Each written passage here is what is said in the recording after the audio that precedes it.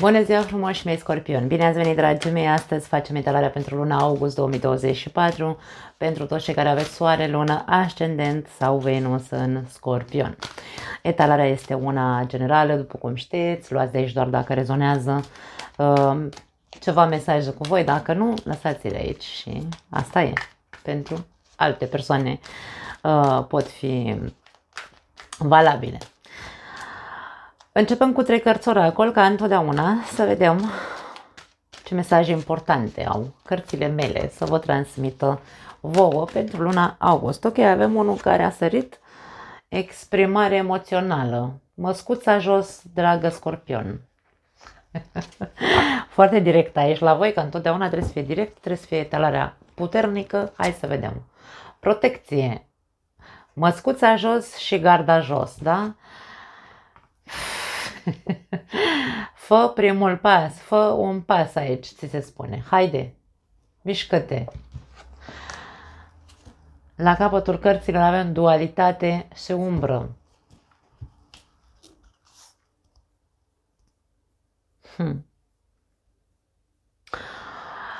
Poate unii dintre voi sunteți cu fundul în 2 luni, 3 aici, da? Sunteți duali, nu știți. Vreți, nu vreți. E ok, nu e ok. Există aici, simt un fel de, hai să spunem așa, lumină întuneric. Alba sau neagra, da? Scorpionul este pe alb sau negru. Ești cu mine sau ești împotriva mea? Nu știu la ce se referă în momentul de față, vom vedea. Dar, în principiu, aș spune că ești îndemnat să începi să faci un prim pas în a coborî acea gardă, că nimeni nu vrea să te atace, nimeni nu-ți vrea rău, da? Și dacă ar fi să existe dușmani în jurul tău sau să existe cineva care ar vrea să te lezeze sau să-ți facă rău, nu știu dacă e lezat știu că e, dar nu știu dacă lezeze e corect. Da? Dacă există persoane de genul ăsta în jurul tău, tu oricum ai o intuiție extraordinară. N-ai nevoie să stai în gardă 24 din 24. Aici e vorba despre asta, da? Și măscuța jos se referă la a începe, da? A face un pas către a te arăta așa cum ești. Eu știu că e o mare provocare pentru scorpioni să se deschidă și să se arate fără niciun soi de protecție, așa cum sunt ei. Așa. Uite așa, duali, alb sau negru. Uite așa, am 2 părți, am și parte luminoasă, am și o parte obscură. Toți avem, dragii mei. Știu că e foarte complicat pentru voi. E în natura voastră să stați ascunși. Scorpionul este un animal care stă în scorburi, să zicem, într-un fel sau altul, da? Stă sub pământ, el nu stă la suprafață, iese doar noaptea și atunci este când el vânează. E natura voastră să fie așa, dar,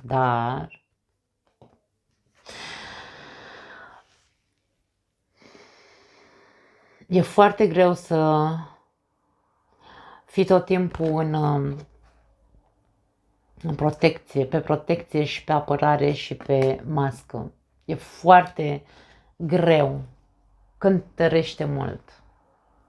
Și de-aia probabil că ești îndemnat să începi să practici, să faci primii pași în care să spui ok, uite, am și eu pe ale mele, și eu sunt așa, sunt și blând, dar sunt și monstru, sunt și dulce, dar sunt și rău. Ce contează? Cui nu-i place să nu se uite. Cam asta vrea să ne spună aceste mesaje. Hai să vedem ce vrea să ne spună tarotul. Foarte interesant. Scorpion, august 2024, nu-mi vine să cred că intrăm în luna august. Vom face crucea celtică, dragii mei, vom scoate cărțile pe față, să vedem, cu fața în sus, da? Că mereu le dăm pe față aici, nu avem secrete. Să vedem ce vor să ne spună pentru voi.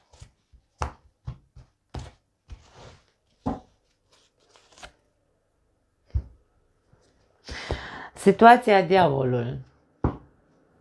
Poate că e măscuța asta.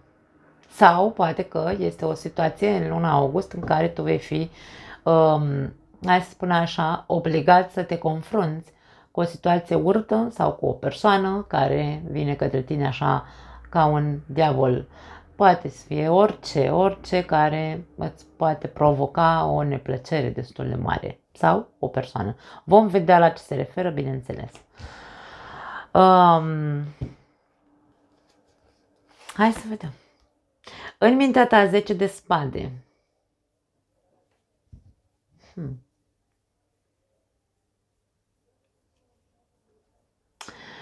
Diavolul vine cu tentații.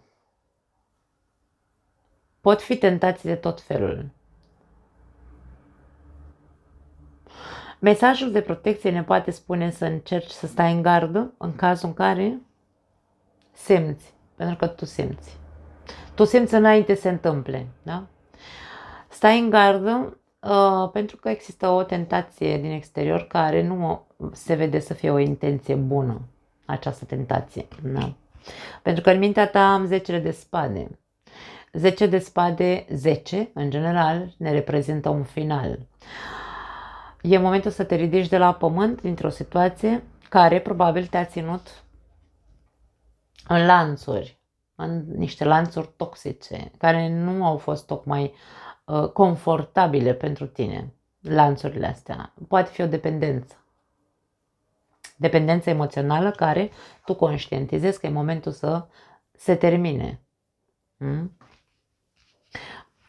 Foarte interesant. Vom vedea ce clarificăm avem în mintea voastră, avem în mintea subconștientă, avem nouăle de monede. Nouăle de monede este cartea respectului de sine, este cartea celui care își recunoaște calitățile, e persoana care știe cine e, da? Tu știi foarte bine cine ești. În trecut, judecata. Ai văzut anumite lucruri și ai făcut de transformări, să spunem așa, în ultima perioadă. Poate că te-ai eliberat de anumite paternuri, poate te-ai eliberat de anumite gânduri, de anumite judecăți, de propriile critici, de ce nu? Pentru că nu înseamnă că doar cei din exterior ne critică sau ne judecă, ci noi suntem primii care ne judecăm în anumite momente, da? În viitor, pași de monede. Probabil că vei face pași. Vei face primii pași de practică către ceva nou în viața ta, îmi vine să zic aici. Concluzia, 4 de bâte. Acești primi pași pe care îi faci cu pajul de monede duc la o structură sănătoasă, la o bază solidă aici. 4 de bâte ne arată o armonie care se instalează în viața ta, o zonă de siguranță, nu de confort, ci o zonă sigură. Avem 4 stâlpi aici, asta înseamnă o structură sănătoasă, da? Cu baze solide. La capătul cărților avem roata norocului, se schimbă ceva în viața ta. Acum, că schimbările astea vin pentru că tu ieși din cerc, te rupi de dependențele, da? Închizi capitolul ăsta care te-a menținut până în prezent, până în luna august, vei intra în luna august cu această senzație de dependență, dar pe parcursul lunii august, încet, da? Dacă tu îți dai voie să renunți la această gardă, să dai măscuțele jos și să zici, ok, da, băi, am avut aici o experiență care m-a ținut într-o zonă atât de urâtă și periculoasă pentru mine, încât m-am transformat aici în... Cum era? Mi-aduc aminte, nu mai ținte cum se numea povestea, dar știu că citeam când eram copil, povestea cu împăratul care un ochi îi plângea și unul îi râdea, ceva de genul ăsta. Mi-aduc aminte de ceva povestioară, vă dați seama că aveam, 6 ani, 7 ani, când citeam poveștile alea, nu mai mi-aduc aminte, aproape 40 de ani de atunci. Te-a lăsat, te-a atins, te-a marcat foarte tare această persoană diabolică sau această situație urâtă care te-a ținut încarcerat în propriile tale dependențe emoționale, nu? Sau dependențe de tot felul, nu are importanță. Și aici vorbim despre, ok, m-a marcat foarte tare, dar E momentul să schimb situația și ok, accept că m-a lăsat, că m-a marcat. Dar e momentul să schimb. E momentul să ies din cercul ăsta. E momentul să rup lanțurile. E momentul să mă ridic de la pământ. Cu adevărat. Pentru asta am nevoie să recunosc că am aceste două părți în mine, da? E momentul să recunosc că mi este foarte greu să mențin postura, da? Să zic așa, să zâmbesc, cum un ochi plânge, unul râde. Nu știu de ce am simțit chestia asta aici, să zic povestea asta.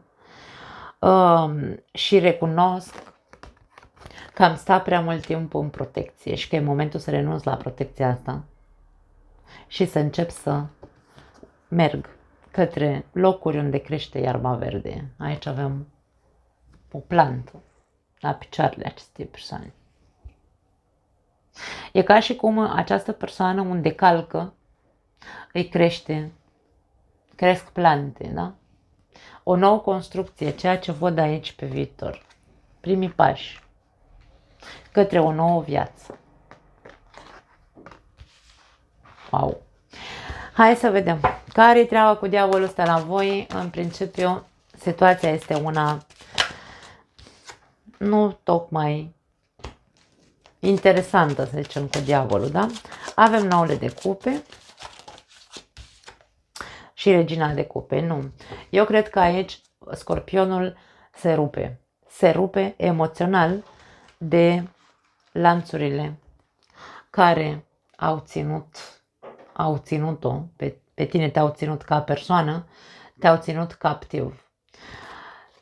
Toată partea ta emoțională, care până acum a fost în mâinile acestei senzații de frică, de dependență, legătura asta puternică pe care ai simțit-o cu situația respectivă, diavolească sau, mă rog, diabolică, pardon, în care ai rămas captiv mult timp,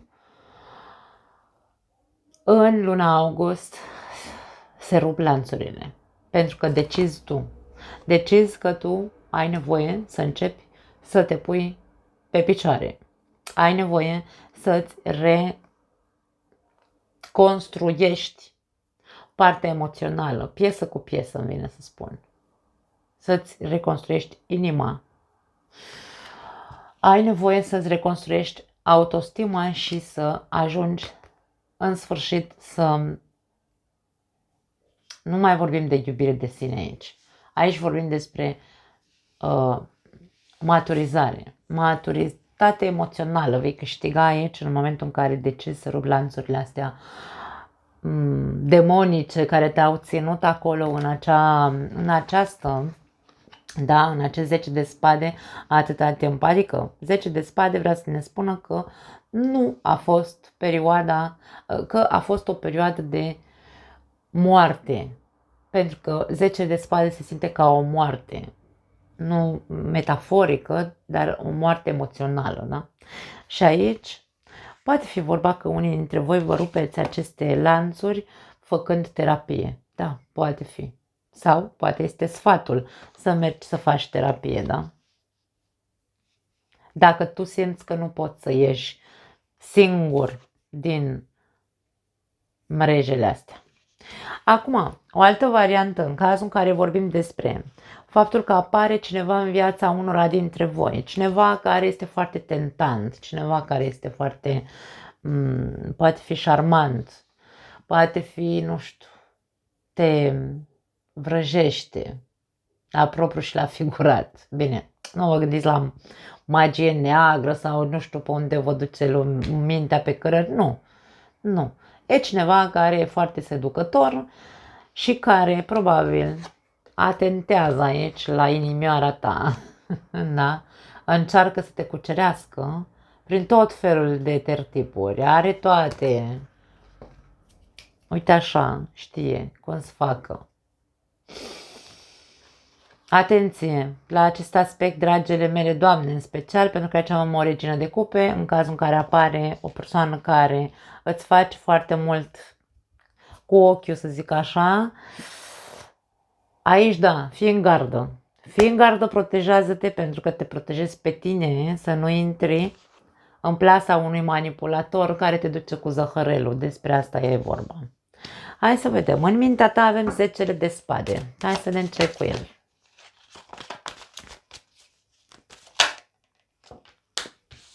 Marea Preoteasă.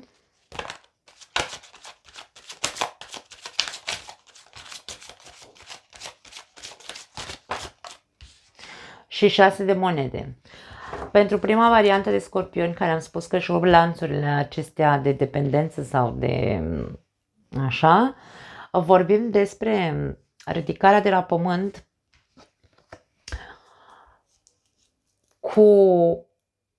pentru unii dintre voi cu ajutorul spiritualității. Ceva în voi a început să se echilibreze în momentul în care ați intrat în lumea spirituală. Poate că ați început să căutați, nu știu, poate ați făcut cursuri, poate ați făcut, nu știu, informații ați acumulat. Marea Preoteasă acumulează informații sau este intuiția noastră care ne duce către acele informații care știm, intuitiv știm că ne pot ajuta să ne repunem pe picioare, să ne echilibrăm, da? Să ne ridicăm de la pământ, nu neapărat să ne vindecăm de pe o zi pe alta, dar e vorba despre colacul de salvare, da? Pentru unii dintre voi, despre asta vorbim. Ați făcut-o într-un mod conștient sau ați investit timp și bani, poate, în această lume spirituală ca să puteți să vă ridicați mai repede de acolo, de la pământ. Pentru a doua variantă, unde vorbim despre o persoană foarte tentantă aici și seducătoare, în mintea ta probabil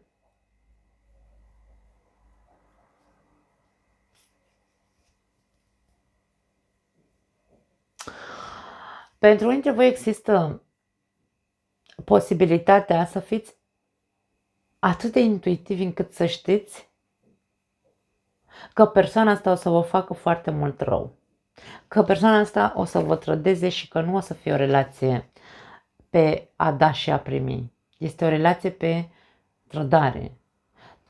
Unii dintre voi simțiți lucrul ăsta. De unde? Din voi, da? În voi oricum aveți puterea asta de a percepe înainte sau a simți înainte a prevesti într-un fel sau altul, îmi vine să spun. Și unii dintre voi probabil că știți și nu veți intra în relația asta. În cazul în care intrați în relația asta, chiar dacă știți, da? Că nu va fi o relație sănătoasă, va fi toxică, e ca și cum, eu mă risc, că eu controlez. Da? Am controlul. Hai să vedem mai departe. E foarte interesantă intalarea voastră. 9 de monede pe zona subconștientă. Hai să vedem ce vrea să ne spună. Pași de bâte. După cum am spus, 9 de monede este cartea respectului de sine, da? Și a celui care își cunoaște valoarea, să spunem așa. Mai avem 2 cărți. Judecata se repetă și 4 de spade. Tu știi cine ești, tu știi că da, ok, vreau să mă fac bine, cum ar veni, da, pentru că judecata este o, hai să spunem așa, renaștere, da? Renovare, renaștere. Știu că o să-mi ia timp, știu că nu o să fie simplu, dar în același timp am încredere. Am încredere și vreau. Dorința este una mare pentru foarte mulți dintre voi, cei din prima variantă, în care vreți să o faceți bine și să vă ocupați de voi înșivă, da? Să vă repuneți pe picioare. Poate unii dintre voi vă luați timp să vă faceți și niște calcule, îmi vine să spun, mentale, în care să aveți grijă mai mult la alimentație, să vă ocupați de corpul vostru. Ce înseamnă corp, da? Să arătați bine, să vă simțiți bine în pielea voastră. Aici sunt anumite lucruri care, sau dacă nu vă gândiți intens la chestia asta, ar putea să, la un moment dat, să-ți facă click, da? Să-ți facă click pentru că zici, ok, stai așa. că prea mult timp stau eu așa degeaba în casă, în pat, da? Și zici că zac așa, mai bine hai să mă fac mișcare. Ceva de genul simt aici pentru alții dintre voi. Pentru cei din a doua variantă, în cazul în care unii dintre voi nu veți intra în relația asta pentru că intuiți că nu o să fie o relație bazată pe reciprocitate, o faceți pentru că voi vă respectați prea mult. Voi ați cunoscut, hai să zicem așa, cu judecata, ați fost uns cu toate ale fiile. Voi ați murit și ați renăscut de foarte multe ori în viața voastră. Voi știți ce înseamnă o relație toxică, știți ce înseamnă o pierdere de timp, știți ce înseamnă pierdere de energie și e ca și cum mie nu mai trebuie. Da? Cei care vor alege să nu intre în mrejele acestui seducător, da? Sau seducătoare, nu are importanță. Pentru ceilalți, din a doua variantă, care vă riscați, indiferent că intuiția voastră vă zice nu, nu, nu și voi ziceți da, că eu controlez, nicio problemă, intru pentru că mă incită foarte tare persoana asta, m-a făcut curios, curioasă și așa mai departe. Aici, în subconștientul vostru, ce se întâmplă este că veți fi atenționați într-un fel sau altul. Vor exista anumite, nu aș spune neapărat sclipiri de inteligență, anumite comportamente, vine să spun, ale persoanei ăsteia, da? Care vă vor da de înțeles că este o persoană flușturatică, o persoană infantilă, o persoană necoaptă sau chiar dacă are o vârstă, aici vorbim despre persoane în care nu poți avea încredere. Și tu vei vedea lucrul ăsta. Da? Poate că deja e instalat în subconștientul tău mirosul fin al scorpionului, cu toate că te riști. În subconștient e mult mai clar că ai de-a face cu un jucător, da? Cu o jucătoare și e ca și cum, ok, hai lasă că uite îmi fac și-o pe plac acum, că și eu sunt mândru și mândră, da? Orgolioasă și zic, hai să vedem ce-o fi. Pentru că aici există această conștientizare că știi cu cine ai de-a face. Și tu alegi să intri în relația asta, da? Acum că tu ești în același timp pe protecție sau că te simți protejat, poate fi și asta. Na, ce să zic. Hai să vedem. Cei cu judecata în trecut. Cavaler de cupe și împăratul. Dacă tu în trecut ai făcut sau s-a întâmplat în mintea ta clicuri peste clicuri, inclusiv momente în care tu te-ai criticat pe tine, o eliberare aici. În ultimile 3 luni de zile, procesul, da? Procesul sau proba, să zicem așa, la care ai fost supus, a fost să să captezi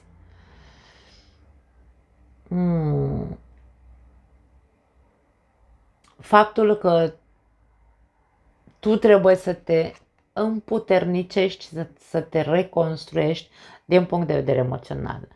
Ne arată eliberarea de o persoană pe care probabil ai iubit-o, dar a fost o eliberare controlată, îmi vine să spun. Nu te-ai eliberat că ți-ai ieșit ție așa persoana aia din suflet, ci ai fost cumva, ți-ai pus tu așa o normă strictă, da? Niște ambiții și ți-ai pus te-ai disciplinat să scoți din sufletul tău persoana asta cu forță, îmi vine să zic, da. Deci ai înțeles anumite lucruri și ai știut că nu te poți elibera altfel decât atunci când tu preiei controlul acelei eliberări sufletești.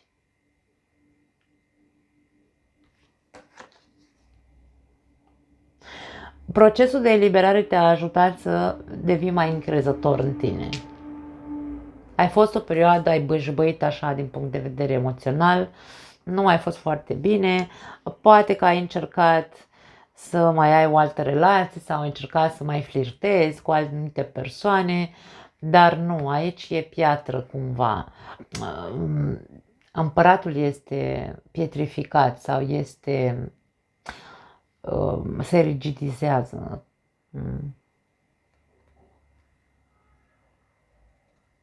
Da.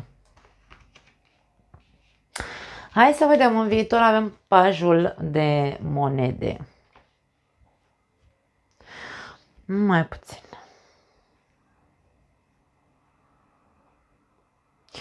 Pentru cea a doua variantă, să zicem aici, cu tentația asta, în trecut voi cred că ați ieșit dintr-o relație sau cel puțin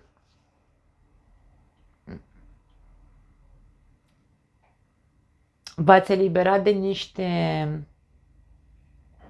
de o persoană controlatoare. De-aia spun că unii dintre voi știți cu ce se mănâncă toxicitatea asta. Ați fost într-o relație în care probabil voi ați fost cei vulnerabili, unde celălalt era controlator, gelos, posesiv și așa mai departe. Dar ai scăpat de persoana asta sau tu i-ai dat papuce, nu știu, ai plecat de acolo. Și faptul că știi cu ce se mănâncă controlul, gelozia, posesivitatea și vrăjala, te ajută foarte tare să ai acest control în care să zici, unii dintre voi ziceți nu-mi trebuie, că știu cu ce se mănâncă, iar ceilalți dintre voi spuneți, bă, ok, e interesant, hai să vedem ce se întâmplă, că eu am controlul, da? Hai să vedem, pajul de monede, peste 3 luni de zile sau de acum în 3 luni de zile, ce vrea să ne spună acest paj de monede. Steaua, vindecare, da, sunt primii pași către vindecare, pentru unii dintre voi, da. Și avem 2 de bute. Te văd planificând, e ca și cum, băi, eu știu ce am de făcut. Pentru mine, ca eu să fiu bine, eu știu ce am de făcut aici. Munca pe care probabil trebuie să o faci este cu a fi, după cum am zis mai devreme aici, a te arăta așa cum ești, măscuța jos, da? Dom'le, steaua ne arată autenticitatea noastră. Planurile tale ar trebui, da, dacă încă nu ești convins și încă ești pe protecție și încă n-ai curaj să faci pasul, încă nasul iau bătaia azi. Încă ești pe protecție și nu ai curajul să te deschizi, să te arăți așa cum ești, să zici, da, uite-mă și eu am și bun, am și rău în mine și așa mai departe, cui îi place bine, cui nu, nu. Și aici munca sau planurile ar trebui să fie pe partea asta, da? Ca să te poți vindeca și trăi în pace, într-un fel sau altul, sau împăcat cu tine însuți și ceilalți să trăiască împăcați. Cine vrea să se apropie de tine să știe că ăsta ești tu, autenticul scorpion. Nu mai are rost să ții măscuța. Nu. Pentru alții dintre voi, pentru cea a doua variantă cu tentația asta,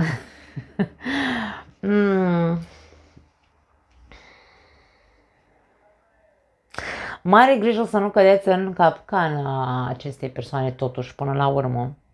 Cei care veți rupe din start și veți spune nu, mie nu-mi trebuie, intuiția mea îmi zice că aici nu o să existe reciprocitate și o să fie toxicitate, pentru voi probabil că va apărea altă persoană.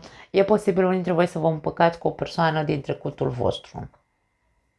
O persoană în care există o diferență de vârstă între voi sau poate sunt diferențe de opinii, nu știu, sunteți diferiți, da? O persoană care e la distanță, o persoană care nu e pe lângă tine. Poate fi o persoană care între timp a făcut un copil. Atenție, nu știu pentru cine e mesajul ăsta. Pentru alții, pentru ceilalți, pentru a doua variantă din această poveste cu tentația, dacă în sfârșit intrați, voi oricum vreți să vă riscați să intrați în aventura asta cu șarmantul ăsta, la voi vorbim aici despre capcana, atenție, de-aia zic, să nu cazi în capcana viselor, visarea cu ochii deschiși. Steaua ne arată împlinirea dorințelor noastre, da? Viselor noastre. Dar e pe post de speranță. Să nu-ți faci vise și speranțe, pentru că îți poate crea foarte multe iluzii, te leagă în mrejele ei această persoană cu vrăjala care o are și tu să începi să visezi cu ochii deschiși la a face planuri de viitor cu persoana asta, inclusiv având, să avem copii, să bla bla bla, nu știu, mare grijă aici. Mare grijă, trezeală. La mulți dintre voi aveți nevoie aici de trezeală. Încearcă să stai cu garda sus în ceea ce te privește pe tine, pentru că tentația acestei persoane este foarte mare, dar în același timp pericolul poate fi la fel de mult, pentru că tu te poți începe să-ți faci speranțe de viitor cu planuri, Doamne, cu persoana asta. Poate să ducă undeva aceste vise și speranțe. Concluzia este un 4 de bâte, poate, pentru unii trebuie poate, dar bineînțeles că nu am cum, că nu e o etalare personală, nu am cum să spun că va fi pentru toată lumea. Hai să vedem ce vrea să ne spună 4 de bâte. Lumea și luna. Da, mi-a stricat aici tot ce îmi venea să spun aici cu lumea. Dragii mei, pentru mine când apare luna,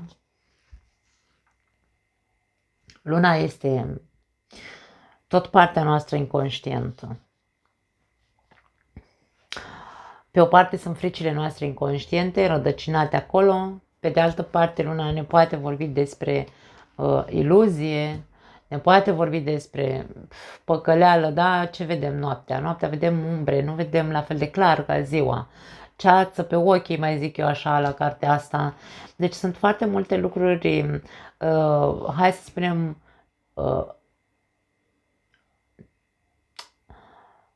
cântarul cântărește mai mult către negativ cu cartea Luna decât pe pozitiv. Pe pozitiv este intuiția, da? Noi știm intuitiv că ce trăim este o iluzie. Asta este partea pozitivă a acestei cărți. Acum, pentru prima variantă care am zis aici că voi aveți, la voi este vorba despre măscuța jos, să vă arătați așa cum sunt și ce am zis mai devreme. Voi începeți aici procesul de vindecare făcând primii pași, da? Încet, încet. Ajungeți să vă puneți pe picioare și reușiți să închideți capitolul ăsta cu trecutul. La voi se închide ciclul, se termină, n-aș spune neapărat, da, poate fi un ciclu karmic, de ce nu avem indicii aici, că a fost o relație karmică pentru unii dintre voi, ai fost legat la nivel karmic cu persoana asta, da, deci aici în sfârșit se termină, în sfârșit. Și aici vorbim despre îți recuperezi armonia interioară, te recuperezi ca persoană, începi să te pui pe picioare din nou, da? Cam asta este ceea ce vrea să ne spună pentru voi această concluzie. Pentru cei cu prima variantă de tentație, care voi ați zis că nu vreți, că știți că o să fie toxic și așa mai departe, am zis că poate se poate întoarce pentru unii dintre voi o persoană din trecutul vostru care, inclusiv între timp, uite că a făcut și un copil, da? Da. Motivul pentru care se întoarce la tine probabil este să vă împăcați. Există senzația sau energia de împăcare pentru unii dintre voi.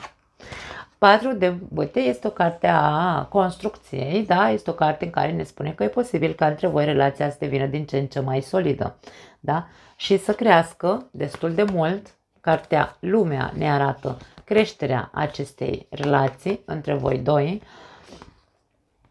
doar că vor exista anumite, tot timpul îmi vine să spun, vor exista anumite incertitudini. Nu știu dacă este pur și simplu faptul că în mintea ta ar putea să fie varianta pentru unii dintre voi, nu e că în mintea ta tu îți faci alte filme în cap pe negativ. Poate fi și asta. Dar pentru alții dintre voi, indiferent că relația va duce la lucruri frumoase, solide și așa mai departe, va crește relația, aici există tot timpul pata trecutului. Nu știu ce a fost între voi în trecut, pentru că nu știu dacă aici vorbim pentru între voi de gelozie, control, știți cu cine aveți de a face, da? Dacă nu e o persoană din trecutul tău, ce să zic, această persoană ar putea să aibă un trecut mai obscur sau mai întunecat și să întunece inclusiv armonia asta între voi doi, da? Poate fi și asta. N-aș spune că e ceva de rău, niciodată nu e nimic care să nu poate fi rezolvat în cartea Luna. Important este să refulăm, să ne exprimăm, da? Acele dubii pe care le avem. De-aia vedem măscuța jos, da? Exprimare emoțională. Să vorbim despre dubiile pe care noi le avem. Pentru cea de-a doua variantă care am zis, să aveți grijă să nu vă faceți voi filme în cap aici și să vă faceți planuri iluzorii, da? Planurile alea pot fi reale, da. Pot fi reale și pot duce la un succes atâta timp cât nu le construim doar în mintea noastră, da? Deci trebuie să fie ceva fizic. Dacă tu îți faci planuri aici și wow, speranțe, wow, o să avem de toate, o să faci și copii și casă și masă și bla bla și ne mutăm împreună și habar n-am ce spui tu acolo, să nu conștientizează, să nu fie doar iluzia ta. Vezi dacă și celălalt are aceeași poveste sau aceeași film în cap. Da? Ca să nu-ți iei tu o deziluzie aici, să nu-ți iei tu și să trebuiască să închizi capitolul ăsta care l-ai visat tu să fie o să ne căsătorim și o să avem copii și o să trăim fericiți până la adânci bătrânețe. Atenție, ai grijă să fie aceeași dorință și a celuilalt. Pentru că poate fi, da? Poate fi pentru unii dintre voi această persoană care intră în viața voastră în această perioadă să fie o persoană care într-adevăr e super sexy, te îndrăgostești ca nebunul, orb așa, da? De persoana asta, femeie, bărbat, nu are importanță.